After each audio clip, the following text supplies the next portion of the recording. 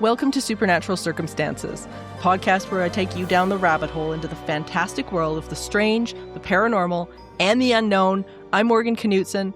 Come along with me on this week's adventure. Guys, this was such a fantastic conversation that I had recently with my good friend Greg Bakun, who hosts Ghostbox Radio. Now, this conversation actually started on Ghostbox Radio, and I'll put the link in the show notes so you can watch the original.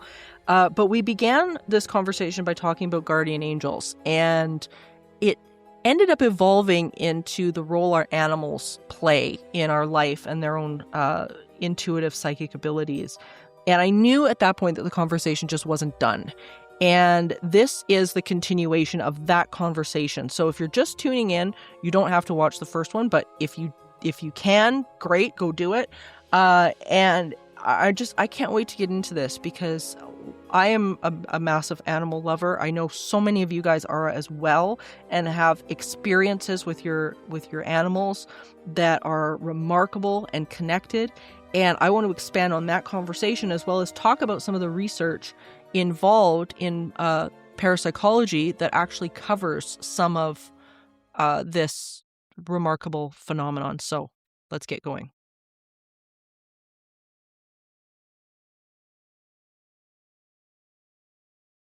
Well, I am so glad that we are continuing this conversation from our last conversation on Ghostbox Radio because I felt, I don't know about you, but I just felt like we weren't done because of the last one. I just felt like we weren't done. No, it's I mean, this conversation go on forever, quite frankly, because there is so much to talk about, and there's really just so much that we have either experienced or seen other people experience to talk about as well. Yeah, absolutely. And there's so much throughout the history of parapsychology and whatnot, especially when it relates to animals. And like I sent you, I don't know if you got a chance to watch it, but I sent you a video, yeah, just recently here, and it was so interesting and captivating. And just for the audience, you guys may have actually seen this online because it's been circulating pretty heavily. And it's the body cam footage of a police officer, and they were looking for a young boy and couldn't find him. And all of a sudden, this dog comes out of nowhere and starts barking at the officer. And he's barking, like trying to get his attention. The officer has the instinct to follow the dog and follows this dog all the way around to the back of this property. And lo and behold, locates the child in the back of this vehicle, basically locked in. I mean, nobody was going to find this kid for quite a while, and great big happy ending. Wow, this dog. So you assume that the dog was belonging either to the house or to a nearby neighbor, and it turns out nobody knows where this dog came from. Nobody seen the dog in the neighborhood before. The dog just seemed to come out of nowhere. The people that own the house don't know the dog. And the dog's never seen again. And that story just, to me, really kicked off this discussion because I'm like, okay, yes, it's possible this dog could have, come from a street from God knows where. I mean, who knows? But this felt special to me. I don't know. What was your take on this? The thing about it, what I think is so wonderful, and this is to me what's so wonderful about animals, is that it could go both ways. The idea that, as you see with Galen, as I had seen with some of my animals, that they are intelligent, that they pick up on energy, they pick up on all sorts of things that a lot of people just don't expect them to pick up on. And perhaps this dog is like, hey, look over here. But the thing is, the guy, at the end, the officer is literally like, I've been going around this area. I've been, patrolling this area for 2 years. I have never seen this dog before in my life. It is like, if it's a white dog, that to me is just like angelic. And the idea of having like spirit being like, I need to intercede now, and the best way to do so is taking the form of a friendly animal to get someone's attention is absolutely wonderful to me. Yeah, it was it's so representative of so much about what we talk about, especially in the realm of I think understanding consciousness, but also understanding the fact that this is such a friendly universe. You know, it goes back to that old question of, you know, do you believe this is a friendly universe? And that's what I think this is so representative of, and something that when we talk about things like angels and spirit guides and stuff like that, that I don't think necessarily gets enough attention. The idea that often we see this source energy working through people or working through animals specifically to help us out, to be there for us. And I think that's an aspect of this that is really interesting, that maybe, you know, animals and of course people at times are in tune to this stuff enough that we're receiving guidance from something else.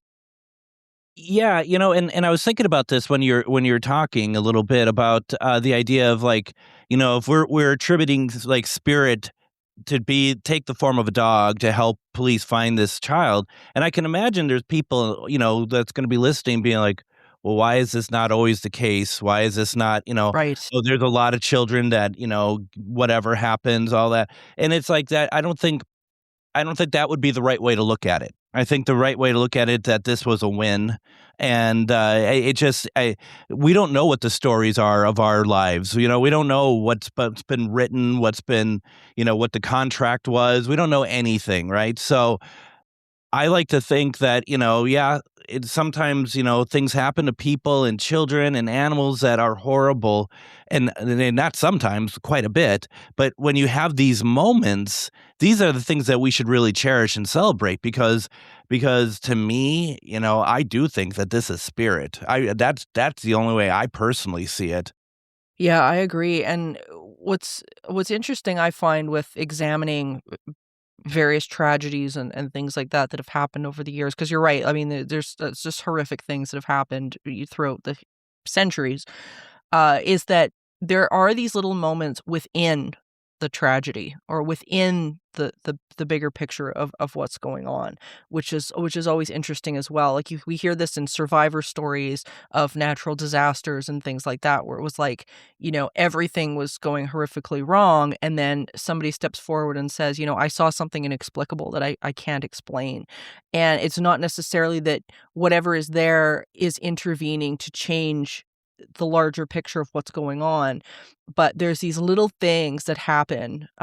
You know, we sort of saw it a little bit with people's instinct with 9/11. There was a lot of people's stories that survivors that came out later and said, you know, everything in my being was saying not to get on that plane. Or, you know, it's all of these things blocked me from going to work that day, you know. So it's interesting. Like, so it doesn't necessarily change the scope of what's going on, but there's something else, I guess, is what I'm getting at work, over and above the shadow of whatever the incident is that's going on. Do you mind if I want to touch on the instinct portion of it for a Yeah, quick yeah. second, if I may, because I think that's a really important part of it, because who knows how much of this sort of thing happens that gets ignored, Right. because we're not following our instincts. And really a shout out to and I'm always a big fan of local law enforcement. So shout out to the officer who basically clearly his premise of being an officer is, I'm going to listen to anyone who has something to say about Yes. something I'm doing, anyone. And because you hear it in the video, like, "What's up, boy? What do you wanna show me? Show me where you wanna go." I mean, he's in the middle of a case, and he has the wherewithal to be like, it's clear that this animal needs my attention. I'm gonna go see what happens here. Those are the type of things that, it could have very easily been somebody who is just like, "Go away. I gotta find this child." You know what I mean? So those instincts, and what's even funny about the 9/11 is sometimes the things that get in your way to stop you from being a part of some horrific stuff. 9/11, there was actually a couple cases where found out that the guy told everyone he went to work, and in fact he was with his lover. I mean, Yeah, yeah. Yeah, it's amazing what uh, how we see these things sort of interlock and intervene. And I know some people think, oh, okay, well, we can sort of chalk this up to coincidence, or we could, or whatever the explanation is. And I mean, yeah, sure you can, but it's interesting even when you go back in the history of parapsychology. There's a for the audience out there, there's an incredible researcher by the name of Rupert Sheldrake. And Rupert Sheldrake he's a fellow at Cambridge. I mean, he's got a history and degrees longer than my arm. But he's a phenomenal, phenomenal human being, and has written a lot of books about instinct, about this sort of telepathic, clairvoyant instinct that people and animals, because he's researched animals specifically, seem to carry.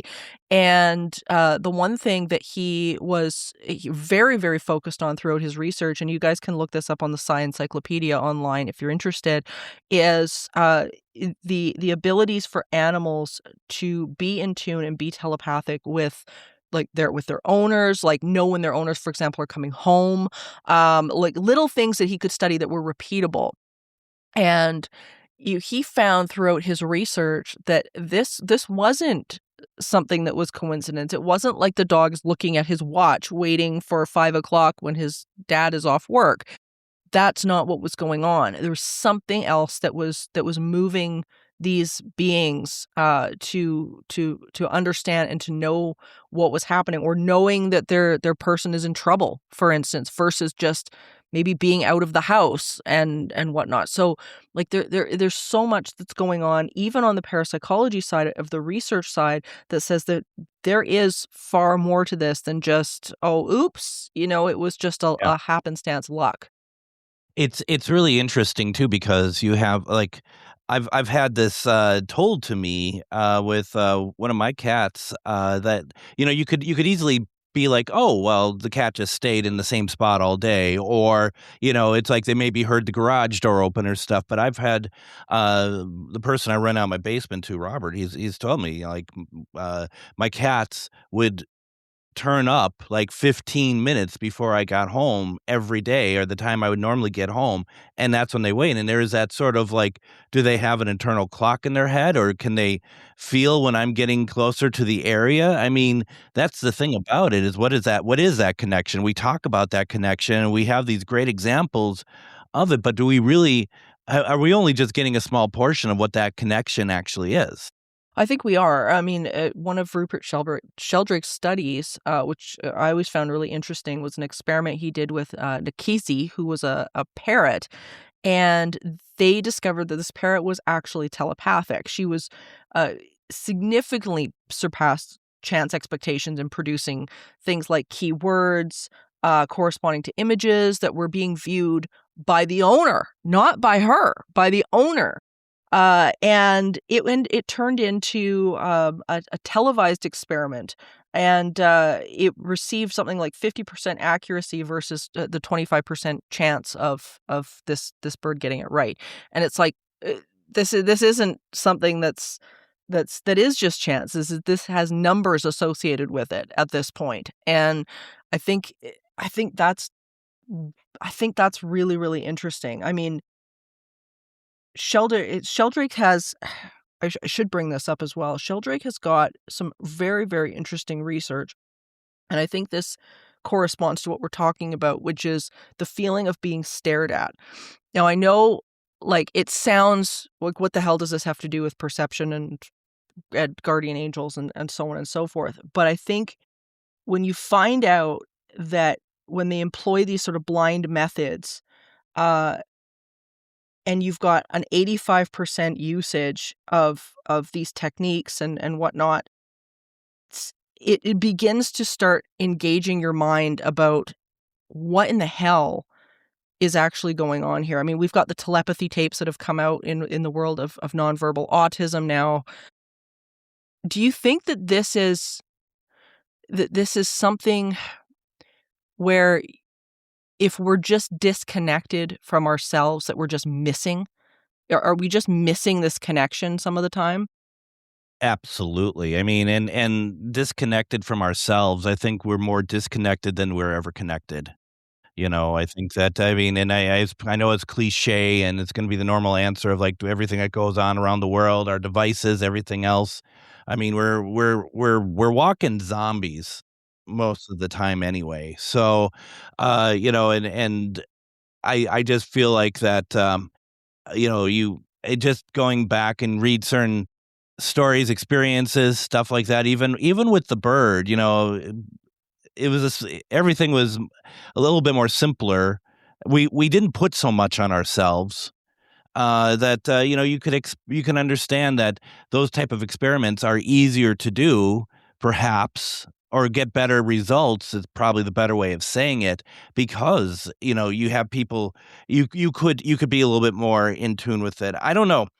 It's it's it just feels like that, most people don't realize all this stuff starts with ourselves, right? It Yeah. starts here, and you don't get that. You don't see people understanding that. Yeah, yeah, I agree. It's like everybody's sort of waiting for the external thing to fix it, to Yes. the external thing to happen. And you're right. It does. It starts with us. There's an internal discussion that I think needs to be had instead of people sort of sitting around, quote unquote, waiting for the miracle. Is that I believe that miracles are channeled through us. They don't happen Yeah. to us; they're channeled through us. And when we're in that zone, as the athletes call it, when we're in that space, stuff starts to happen. And this is what parapsychology is teaching us as well, is that when we're in these different states, these head spaces, whether it be, meditation or just really in the flow, as many people call it, that's when things really, really start to line up. And I mean, our animals, we know, are in the flow a lot. They're in the Yeah. flow all the time for the Yeah. most part, unless we're intervening and causing a problem. Truly. Um, truly, truly, and, one of my favorite, guests here on Supernatural Circumstances is Dr. Edward Bassingthwaighte, and he's a vet, and I bring up his research quite a bit because one of the things that he's always said is that animals are more often, when he treats them, a symptom of whatever's going on with the person. And the person, if the animal has a heart problem, odds are the person also has the same heart problem or a similar problem. Like, it's really interesting how intrinsically sponge-like our animals are. And when we're able to just sort of leave them be and let them be in their space and be in their flow, and we don't get our disconnection doesn't interrupt that, then we start to see the connection like you had, with Linus. Can you talk a little bit about that? Because we were talking about that via chat the other day, Yeah. about Linus and his connection. I mean, I always think that you get at least 1 or 2 in your life of a pet of some kind that, transcends pet human ratio sort of thing, and but that being said, I think, like you said, pretty much all your pets are absorbing your energy in some way because they I think generally they consider themselves your protector. And, but with Linus, there was just this amazing, connection of, and I've said this, and we recently did an event we call Ghost Stories and Beyond, and that night was about pets in the afterlife. And really, I explained to them, first of all, I said, "Don't be afraid to tell your animal what you want and to say it in English." Because you'll be surprised with how much they understand. And I think one of the Mhm. greatest things that I was relieved with as well was I had asked Linus. This is morbid, but this is the truth. All my other cats I had to take in to put down. Every one of them. They Yeah. just Linus. I asked him. I said, "Can you please, if when that day comes, and I don't want it to come anytime soon, but it came sooner than I wanted." Can you please just pass here? Because I don't wanna have to make you leave this place.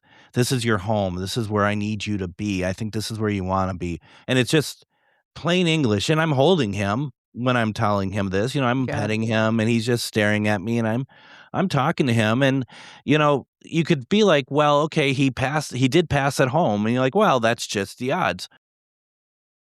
Maybe, but here's the thing. When he was dying and there was about 2 days of illness, and there was during that period of time, I'm monitoring to make sure, like, if I need to, I will take him in. Right. I'm not married here to being like, I just wanna prove I'm right and make him sit here at Sure. home and suffer. He wasn't suffering, but he was ill. He was very ill, he had no energy, and he just would lay in different parts of the house. Like, I think he wanted to hide, so to speak, and die. And he was laying in the hallway, and everywhere he would lay, I'd go and lay with him. And one time he was in the hallway, and he had his paws out, and I laid next to him, and I had my hands out just because I was just next to him. He picks up his paw, and he puts it on top of my hand. And I just thought to myself, "You're dying, and you're trying to make this easy on me." You're comforting me right now. And there is something about that I'll never forget. My first instinct is like, "Oh, I wish I could get a picture of it." Then I'm like, "No, no, no, no. Live this. Just enjoy this moment because this is your best friend who is reaching out to saying it's gonna be okay." That's the way I took it. It's gonna be okay. They You know, know. he knows. He knows his Yeah. time is up. I mean, this isn't gonna be a surprise. He's not wondering why he's ill or anything. He knows exactly what's going on. And, I mean, at the very end, I actually had to do a pre-record for my show that day, and, right before I was gonna connect with my guest, I just reached out and was like, I think this is it with him. I think Yeah. Linus is going. I just need to be here. And the guy, Tom Conwell, was just like, absolutely. He just don't think twice about it. And Linus goes behind the couch. I pull out the couch and I pull him out, and I put him on one of my hoodies in the living room, and he raises his head, and his last time he meowed at me, it was just this very angry meow, actually, like, "No, no, I don't want you to see this is how I took that." And I Right. just looked at him, I said, "Sorry, buddy, you're not gonna be Yeah. alone in this. You're Yeah, not you gonna don't be have a alone." choice. Nope, nope. Yeah. Nope, and I held him, and, and then since then, he's come back so many times, not just to me, to his original owners, to other people. He's left a voicemail for someone that we literally believe it's him. Uh, Wow. my fr my friend Shar, who does all the paranormal events with me, she's like sent me a note. She goes, "I think Linus left me a voicemail message," and I'm just like, "Okay." And when I saw her, she's like, plays it, and it's just nothing happening. Just someone like feels like someone might have butt dialed her or something, and all of a sudden you just hear meow, and then hang up, and Wow, I've got goosebumps. I've got it's just like goosebumps. what, and she. I mean, it's incredible, and there is a connection between them. His former owner, Amy, who I stayed in contact with her. She would always reach out to me when there's something she considered paranormal. She thought that I like I could help. It's like I could, Right. and I'm not a Ghostbuster over here, but okay, I'll listen. And she's like, my alarms keep going off and they're not set. And what do you think is happening? And I was just about to respond to her, you know, "It'll be fine, don't worry about it." This kind, I hate to say it, kind of like a boilerplate sort of just response, like, "Don't worry about it, bad wiring, you'll be fine." And I Right. was typing, all of a sudden I see Linus's name just it just like pops up and goes down. Just Linus. I'm like, "Oh, you gotta be kidding me." So I said to her, I said, "Do this. Tell him to stop and use his name. And his name is Linus." And she's just writes back, she goes, "Oh my god." She goes, "That makes so much sense because we just brought home a new kitten today." And, I was just like, well, first of all, I'm kinda like, "You just brought home a kitten, then why didn't you wanna keep Linus?" But anyway, that's not for me to say. I was meant to have Linus anyway. But, and then with Puff, my current cat, no, I just got Puff back in May. A friend of mine, she saw a listing for Puff in Marketplace, Facebook Marketplace or wherever. No, probably on whatever the city page is or whatever. And she sees Puff, and once again, she told me without knowing my experiences. She says, "I see this ad for Puff, and Linus's name just pops up in front of me and goes down." And, Wow. she goes, "I have to share this with you." And the reason why I would never see this because I don't live in that town. So she shares it to me, and, Puff is 12 years old, must be 13 or so now. So she's not a kitten, she's a mature animal, so it's like what you're getting into in those situations, Yeah. but I do believe that they're put out there to help teach you, and that they're given to you by the that you had before. So I do believe that line has pushed her my way. And I've had Rob Guttrow send me a letter that he said, like, Linus would not leave me alone until I wrote you a letter. And that's not just like a couple sentences; it's like two hefty paragraphs. Wow. And it's stuff like that, and I have elevated Linus to my guardian angel. I really have. I feel like that there's been times that I just feel like that he's looked out for me, and I talk to him all the time. I reach out to him and I ask him stuff, and I just he's there. He's always there in some way, and it's like it's so sad that he's not around, but at the same time he is around. It's just I feel blessed by that. Oh, I can't blame you, and I have no doubt, I think it's our human brain that wants to take animals and make them less than. It's not who they are. We're talking about a different form of consciousness. And I think honestly when they manifest here with as animals, not only are they our teachers, as you've talked about, but like you say, there's a protector role as well. Even if it's something that is more of a emotional protection than necessarily like a physical one, but they're there to be on this journey with us. And I think, everything that you're talking about is so resonating with me because, that's the one thing too that I've seen as well with. I mean, I've reptiles most of my life, and because 'cause I'm horribly allergic to fur, so I haven't had very many furry things, but the what I've noticed is that every every reptile that I've had, because I've usually on 1 or 2 at a time. I'm very, like, focused on raising them. So, I'm not a collector or something like that, and what I've noticed is that their intelligence, each one seems to be progressively more than the next, and I find that really interesting, and what I wonder about, and I'll get your take on this too, is if it's almost like one inner being, fragment of consciousness is coming through and learning over and over and over and over. And now, of course, here now I've got Galen, my little ball python. He's going to be 22 this year, and I mean, his intelligence level is through the roof. Emotional intelligence, IQ, what he's able to do, his understanding of language, all of those things. It's like it's like he's pulling from all of the different past experiences that he's had as these other beings. And now it's him, even though he is a completely unique individual, and not to make him into somebody that he's not, but it seems to me like he's almost drawing from that same consciousness source maybe that the others were.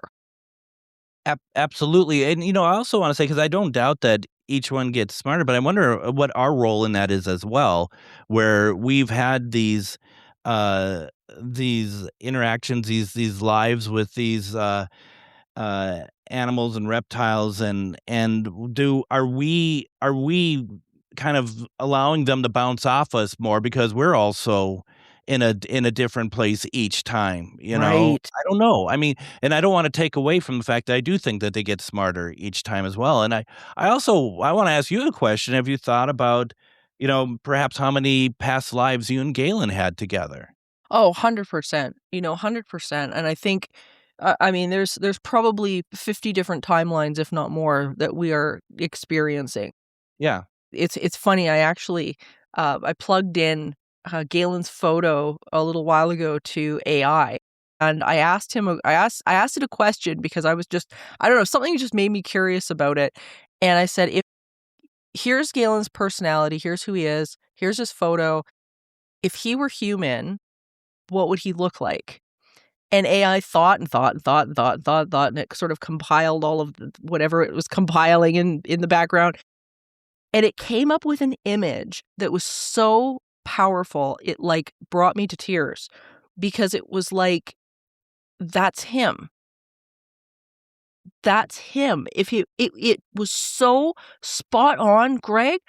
It was like but it was more than just, "Oh, that's cute. That's what," that's what he would look like if he was a person. That was I have no doubt that that version exists somewhere. It's so profound, and I encourage people to try this out if you're an AI fan, to try this out and to see what happens and to see your own emotional reaction to this because it was so it was so profound, and it makes me wonder, going back to your question about, these different timelines, this sort of past life idea, so on and so forth. Um, it wow, does it change it changes your perception. So I don't think I definitely well, I definitely think that this is not our first rodeo, and I really think that when we come into the physical world, that we have a a group that's with us. I think there's a group in non-physical that's with us. I think there are individuals that come with us who we recognize on some level, when we meet them, and I think Galen was one of them. When I first picked him up for the first time, I had not gone into the store at the time looking for a snake at all, and it was instant. I saw him, and I couldn't take my eyes off him, and he was in there with a couple of other different ball pythons, which he shouldn't have been, but he was. And the one of the ladies, one of the clerks came over and said, "Oh, do you wanna hold him?" And I said, "Yeah." And that's not a normal response for me when I'm in a store because especially animals, I'm like, "Oh, this so is my heart is gonna break 1,000 times over." So she passed him to me, and I had just lost, my little gecko, my little girl Mariah, and I was still in heartbreak for her, and it had only been a number of months since she had passed away, and they put Galen in my arms, and he was so tiny back then, he was just this little noodle, and he looked up at me, and I looked down at him, and he yawned, and he laid down in my arms, and he put his head down, and it was like, "Oh, there you are, mom." And I was like, "Well, that's it then." Uh, so That's figured out, yeah. that's Well, and figured out. part of me had wondered too, is like if Galen just was like, "Was about time. Where have you been?" Mhm. "I've been waiting. I've been waiting for you. I've been," it's like, you know 100%, and that's really how it felt, and I told the clerk, I said, "Put him on hold because I had nothing. I had no place to put him. I had no gear, I had nothing, and I was like, "Okay," I said, "Put him on hold." I said, I'll be back in a day." This is interesting, so this is where things started to line up too. This was another way I knew that this was meant to be. I began to call around because I, like, didn't have that much money, and I'm just like, "I don't know what I'm gonna" 'cause, I mean, reptile setup, it's expensive, I mean, you're looking at lights and humidity and blah, blah, blah, blah, blah. And I was like, "Holy shit, okay, well, here we go." So, I ended up talking to, an old supervisor of mine at the job that I used to work at back when I had a real job, and, the the guy said, "Oh, yeah," he said, I've actually got a Burmese python at home," and he said, "I've actually got an old tank here. I've got an old tank, it's in great shape. I've got the lights, I've got the" he's like, "For $60, you can come and get it." Sold. Yeah. Went, picked everything up, and literally within 24 hours, I had everything I needed to go and pick Galen up and bring him home. But it was like and that was just one example, but there was a series of things that lined up that was like, "No, the universe just cleared the way." It was remarkable.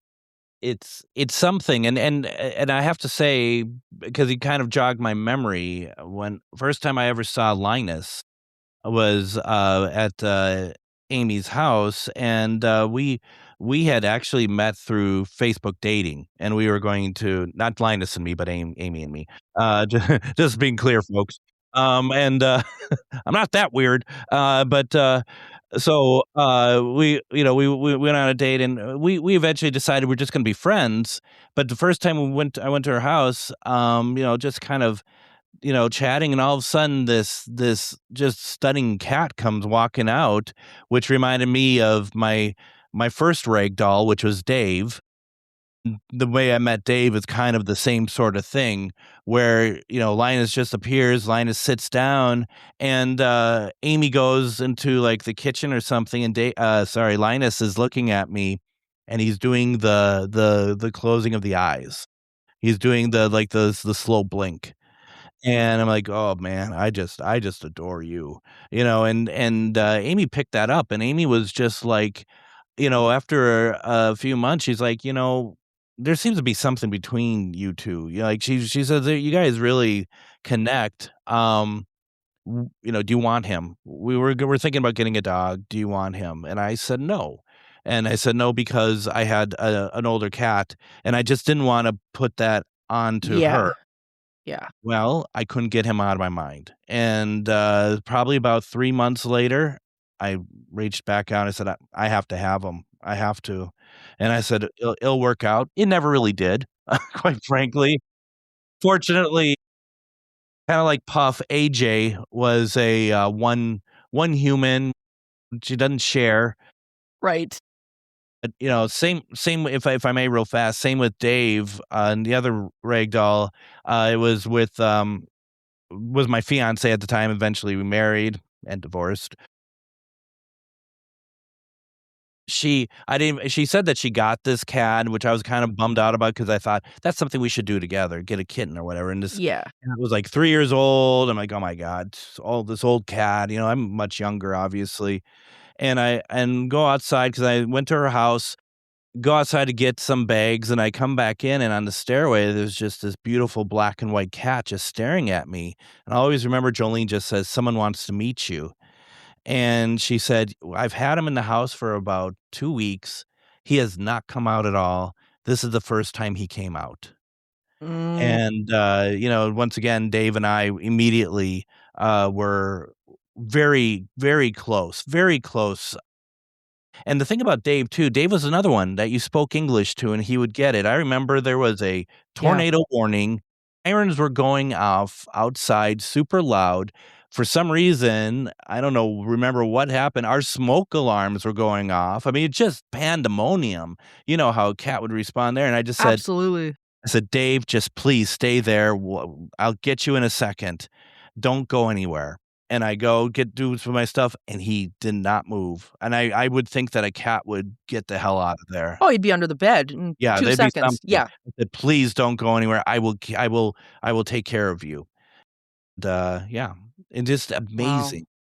It's phenomenal, and it goes back, I think, to the telepathic connection that we were talking about before, with what Rupert Sheldrake was talking about. I think there is such a deep level of telepathy and connection that's going on, and, we talked a little bit, off air about animals and their connection with spirits and things like that, and the story I recounted to you, and I'll repeat it here, is that during communication sessions or research sessions that I'm doing here at the house, with spirit communication, Dylan is 100% tuned in to what's going on, and he looks forward to the sessions and the experiments. Like, if he knows there's one going on, he has to be out. He doesn't care what time of day it is, to the point where he will even go to the equipment.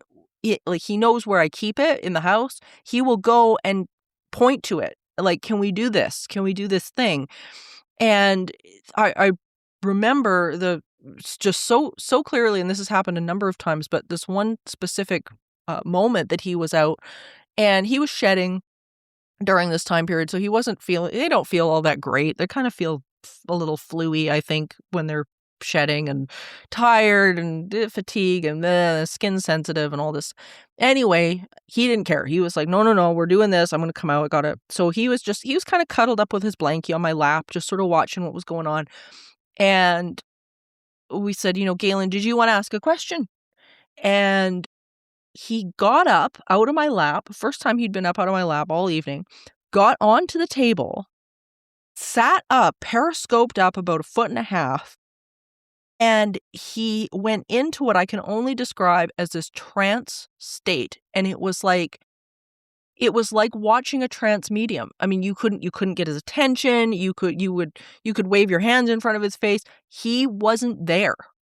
And he was connected in with something, and he probably sat there for a good at least 5 minutes of just being in this complete trance-like blissful state, and everybody at the table was just like, "This is insane. Like, this is incredible. What the heck is he doing?" 'Cause as I say, he hadn't been up for the whole evening. This is not normal behavior for him. He doesn't get like this. And then all of a sudden, it was like he came out of it lifted, and he just sort of took a breath, looked around, came back to my lap, and sat back down and prepared for the next thing that we were gonna do. It was so insane and so remarkable to watch this that, I mean, to me, there was no other way to see what was going on. He asked a question, but it's like, how did he even know to ask the question, right? Like, it's just crazy. Well, and you sent a picture of, Galen and just a part of everything. I mean, alert, just really truly just in the moment, and, why like, if it wasn't that, then why would he be there in that pose, in that situation? I mean, that's just too I mean, it's just too obvious what it really is. Yeah, I know as deep it is in my soul, I know that he is very connected and in communication with whatever these spirits, for lack of a better word, are, these intelligences. There's something that is so intrinsic. And what's interesting too, and I don't know if you've noticed this with your cats, but we have moments like when he's feeling a lot of appreciation and gratitude, or I've done something for him that he's just really grateful for. He will stop and come up to me and be about, I don't know, maybe 6 to 8 inches from my face, and he will look me in the eye in a way that is so profound, and he will stare and stare, and it's like, he's trying to just almost like laser focus his thoughts into your head. Like, he's trying to get the message across, and he's genuinely this focused. Like, if he could scrunch up his face, he'd be scrunching up his face. And it's I always get this deep sensation of, "I love you. I love you, mom. I love you." And it's like, it's so profound. Have you had something similar with your cat? My cats are extraordinarily ungrateful to everything I have done. That's just no, absolutely. I mean, and they all show it in different ways. I mean, Puff is just so overly affectionate that it actually, like, stops me from sleeping at night because she just won't you wake up and there's this cat that just clung is clinging to you, which is amazing. You think about I don't know if you ever think about that thing about human versus, human and animals, the way they interact, and that bond is just so it's something you just can't take for granted. But yeah, I'd get, the slow blink is always a good one, for them to kinda just be, I'm happy to be here."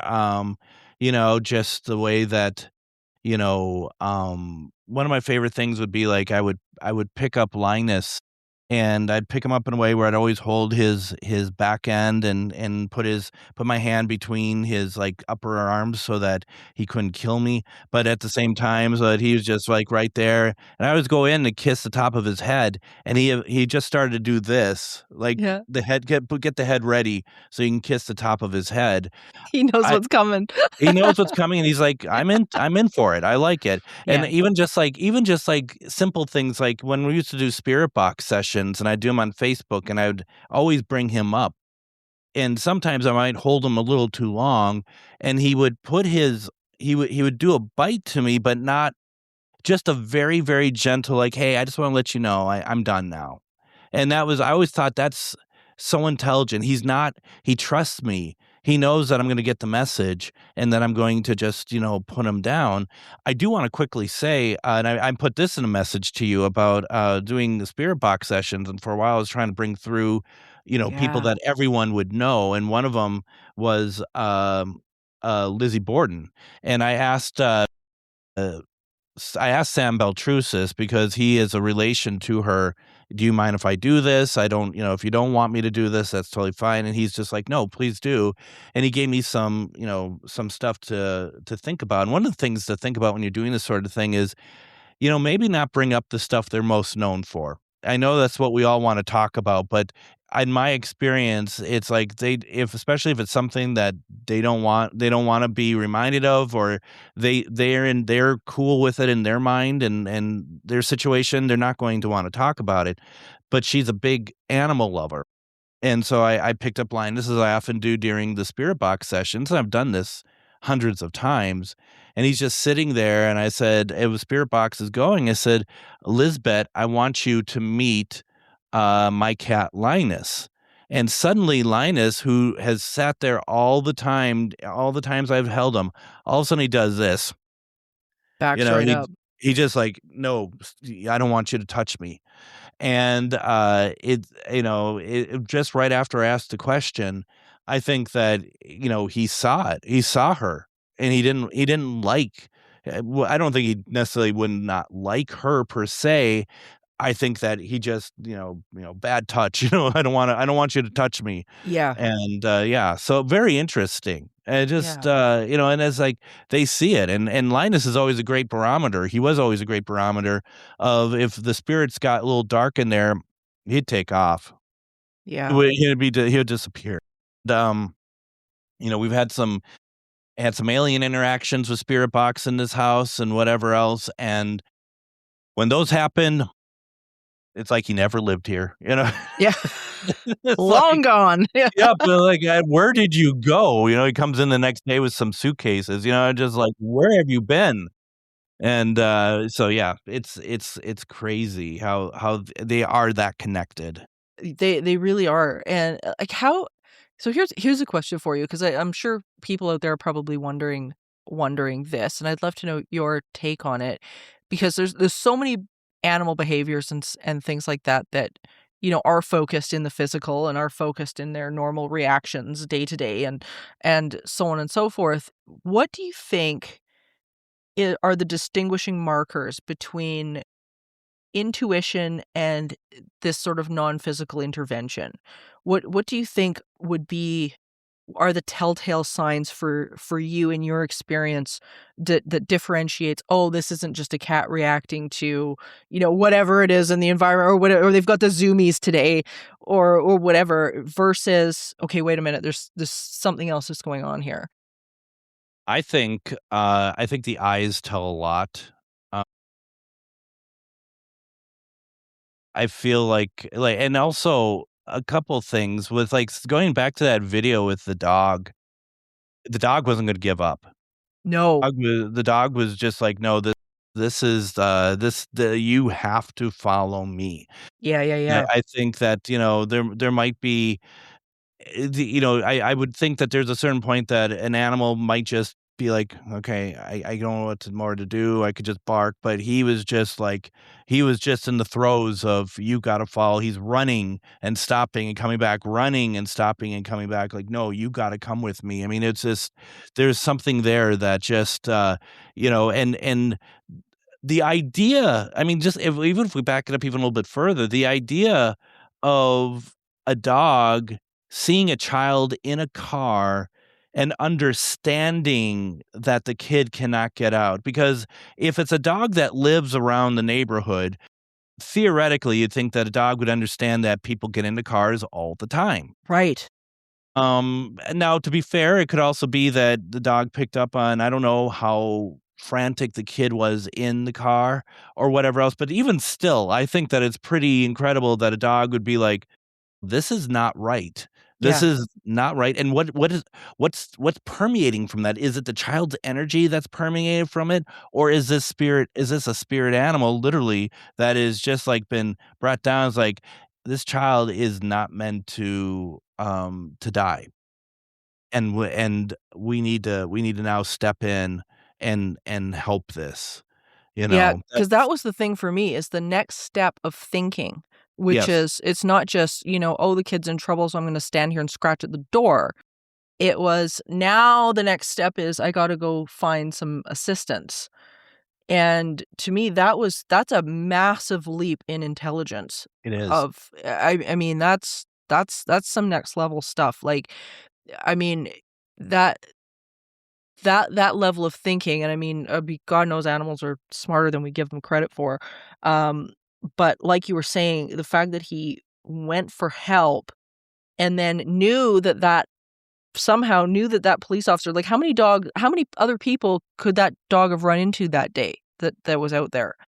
But he found the police. Like, there's so many things about that case to me that are just, "Yeah, but how did this happen? Well, how did that happen? Well, how did he know this?" It's I don't know. Personally, I think with that story, there was divine intervention going on, And I think. and then when you bring that up, the idea is too, does this dog as spirit or whatever else recognize that this is probably the only person that can help? Like, this is an authority figure, that this is somebody here to help find that child, and in my mind, there's a whole lot of other questions of what's that child doing in that car. I mean, there's some Yeah. things that don't quite add up for me there, but, that's fine. It all ended well, but the focus is on the dog. But this dog is like, the way I see it is like, "You're a police officer, I know that I need to talk to you." Yeah, yeah, absolutely. And what I find interesting as well is that just talking about that leap of intelligence is that that's what people train service dogs for years to do. Yes. Yes. This isn't something that dogs instinctively do. This is something that, I mean, you get a service dog and they oh, the person's in trouble, I have to go and find help. But that's not something that comes instinctually. That's something that is trained over and over and over and over again until the dog knows to go and bark at somebody on the street. So I don't know. I think the whole thing is absolutely remarkable. I mean, I just feel so blessed every single day that I get to experience life and the world, partly through Galen. Like, I learn from him every single time that we're together. He just shed this morning, so he's in bed, and he's probably gonna be be in bed for the rest of the day. But, I mean, every single interaction that we have, and, if whether it be we're watching a movie or we're just, walking around the house and chatting. That's one of his favorite things to do, is me just haul him around the house and we just chat, and I talk to him, and he loves that. And it's just such a blessing, um, for us to be able to share this. And I wish more people got this. I know there's a lot of people out there that do, but I wish more people understood that.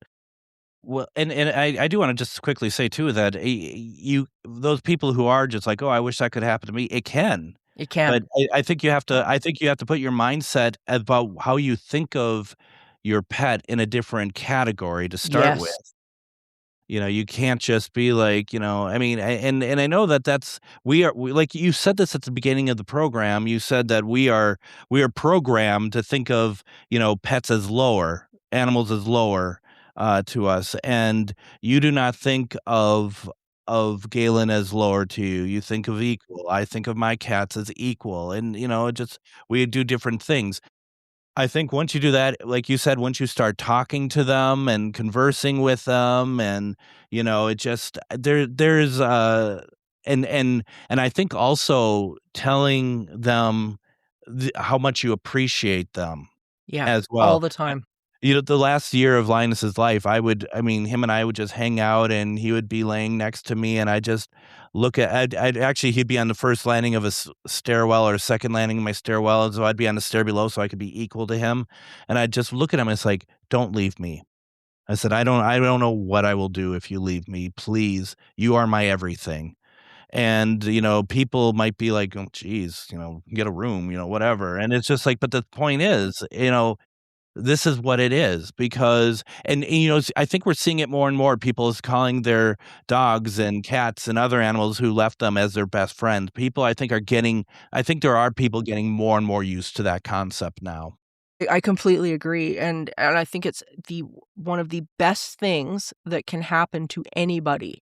I think when we begin to realize that that connection is something that is so sacred, and that, like you say, we're supposed to have that connection. That's not an abnormal thing. I think that's what we're here Yeah, for.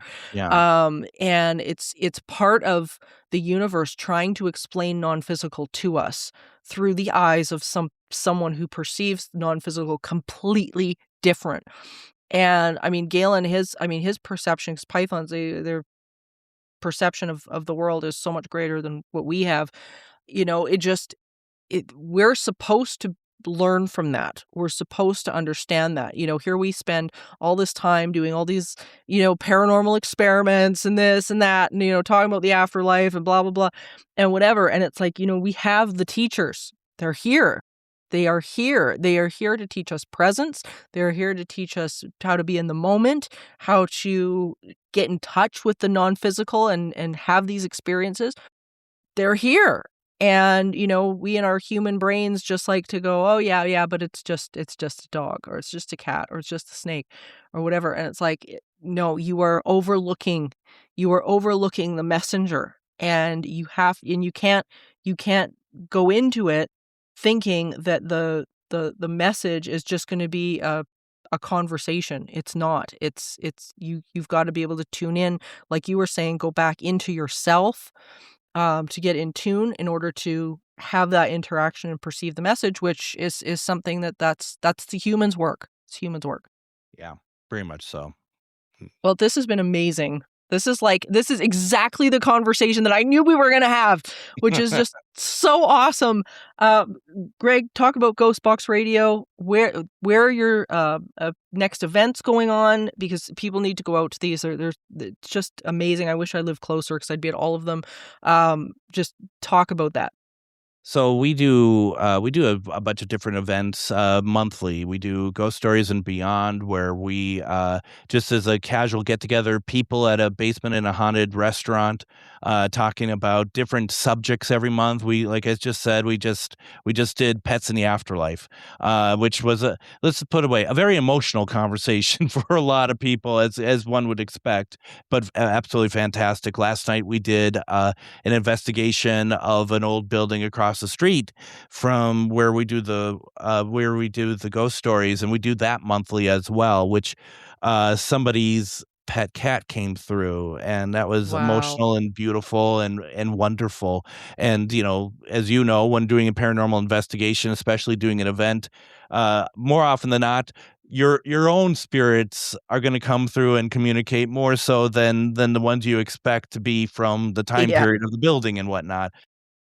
We also do a class. We do a 6-week class on paranormal investigating. It's not like Sally Struthers where you get, "I'm a private detective now." This is just more of a, we wanna give you some basics and some things to think about when you're investigating so that you are a better, more respectful, and, learn from the mistakes that we've made over the years, quite frankly. So that's starting up again, and that's both an online and in-person course for those who would like to take it, and that's, starting the next class starting for 6 weeks on, March yeah, Tuesday, March 3rd, If you're interested, go to my page, Ghostbox Radio with Greg Bakun on Facebook. I have that stuff. I've been posting that stuff, how to get there. And then my show, Monday through Friday, 10:05 p.m. We talk about all things paranormal. We've had you on just a couple weeks ago, Yes. and that was great. That was really fun. Good conversation as usual. So yeah, just it's a lot of stuff. It's a lot of fun. One of the things I am truly blessed to be able to do this and have these conversations, and especially people on the same page. I mean, it's fine to kind of, have conversations and debates and stuff, but I prefer to just be like to kind of be on the same page, but get new ideas like from you about stuff that I hadn't thought about, different aspects of it. So I love that stuff. That's my favorite part too, because to me, it just expands things on a whole other level and makes me think in a new way, which is always a good thing. When we're stuck in our own little echo chamber, it's never it's never Yeah. a good thing. So it's yeah, no, this has been wonderful. Thank you so much, Greg, again for this, and I know people are going to take a lot away from this. Thank you.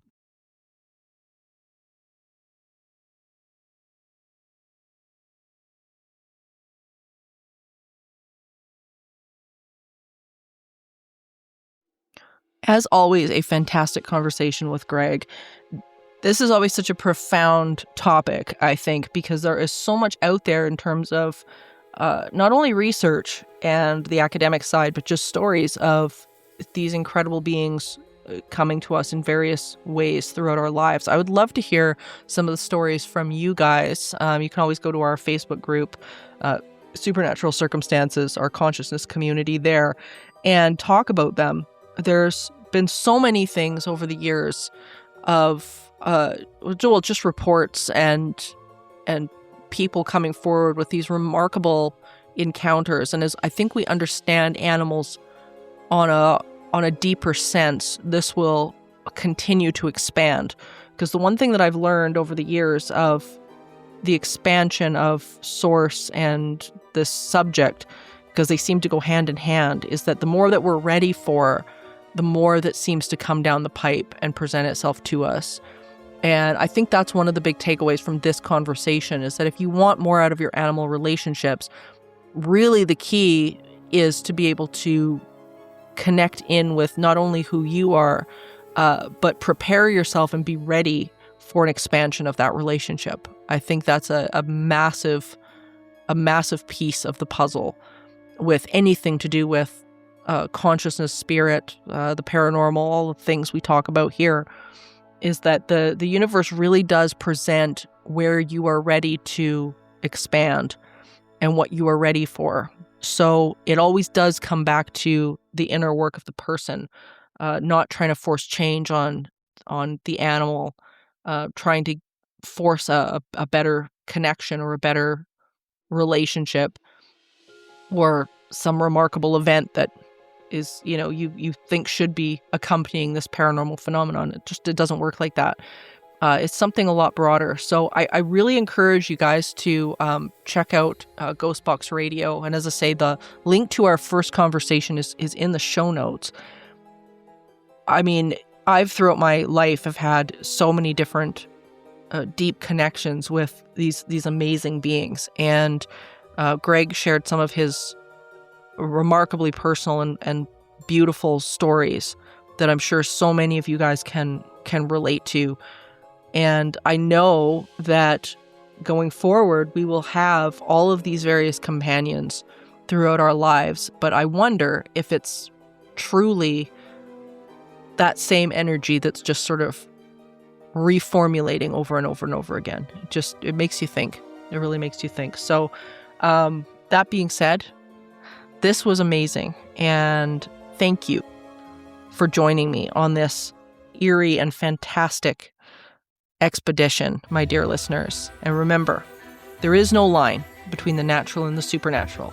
All is consciousness. Until next time, stay curious, friends.